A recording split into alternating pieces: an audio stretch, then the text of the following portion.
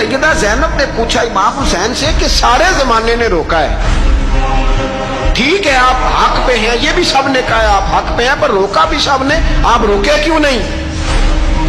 तो इब्ने कसीर और इब्ने असीर लिखते हैं कि इमाम हुसैन रो पड़े, कहने लगे बहन मैं रुक जाता, पर मैंने रात को नाना मुस्तफ़ा को ख्वाब में देखा। तो हुजूर ने फरमाया हुसैन अगर आज ये रिवाज पड़ गया ना यजीद जैसे लोगों का, तो कयामत तक पड़ा रहेगा। फिर लोग कहेंगे कोई निकला नहीं था तो हमें भी निकलना, फिर लोग जालिमों के सामने गर्दनें झुकाने के आदी हो जाएंगे। मैं कहता रहता हूँ, कह रहा हूँ, करबला की जंग कुफर इस्लाम की जंग नहीं, कुफर इस्लाम की जंग नहीं करबला की, क्योंकि यजीद तो बड़ा पक्का नमाजी था, खुतबा देता था वो तो।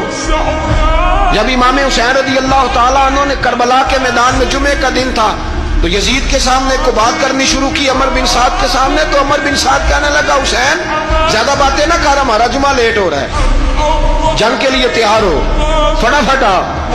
अहले बैत नबुव्वत को कत्ल करेंगे और कत्ल के बाद फिर नमाज पढ़ेंगे और फिर कहेंगे अल्लाहुम्मा सल्ली अला मुहम्मदिन व अला आले मुहम्मद, उसी नमाज में फिर दरूद भी पढ़ेंगे। ये कैसा मर्तबा है, कैसा अंदाज है, दोस्ती कातिल से भी मकतूल से याराना भी। इमाम हुसैन ने कर हुर बिन यजीद इमाम हुसैन से कहने लगा मुझे हुक्म है आपको रोकने का, आप आगे नहीं जा सकते। इमाम साहब ने फरमाया वजह जमीन अल्लाह की है।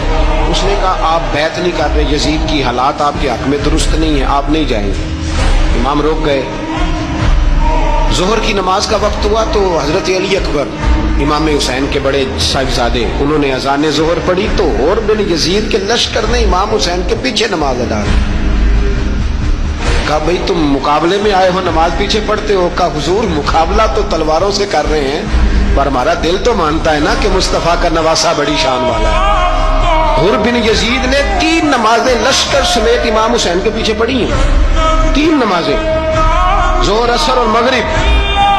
फिर इमाम हुसैन के सामने शराइत पेश की कि आपको यहाँ घेर लिया गया है, यहाँ आप बैत करेंगे, यहाँ पर जंग करेंगे, 2 ही बातें। इमाम हुसैन ने फरमाया नहीं भाई बैत तो मैं नहीं करता, इसके अलावा तुम जो कहते हो मैं करने को तैयार हूं। उसने खत लिखा, उबैदुल्लाह इब्ने ज़ियाद को एक बंदा दौड़ाया पीछे, कूफे चंद मील पे कूफा था। कहा वो नहीं मान रहे, क्या करना?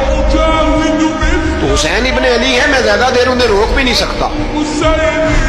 उन्होंने पैगाम दिया हुर बिन यजीद को कि करना कुछ भी नहीं, उनका पानी बंद कर दो, ब्लैकमेल करो, खाना पानी नहीं मिलेगा, छोटे छोटे बच्चे हैं, खुद ही मान जाएंगे। हजरत इमाम अली मकाम के बारे में हुर के बाद जब ये पैगाम आया तो हुर कहने लगा मेरी तबीयत नहीं मानती हुसैन पर पानी बंद करूं, दिल नहीं मानता। जब ये लफ्ज कहे ना दोबारा तो फिर उबैदुल्लाह इब्ने ज़ियाद ने अमर बिन साद को 10,000 आदमी दे के भेजा।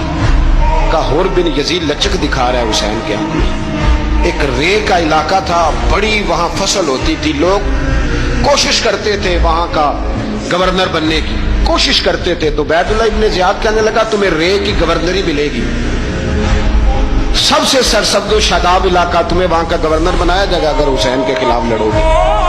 ये इतनी जबरदस्त होती है गवर्नरियां कि गवर्नरियों के लिए लोग नस्ल रसूल के खिलाफ भी निकल आते हैं। ये इतनी तगड़ी होती हैं, इतनी जल्दी वफादारियां बदलती हैं।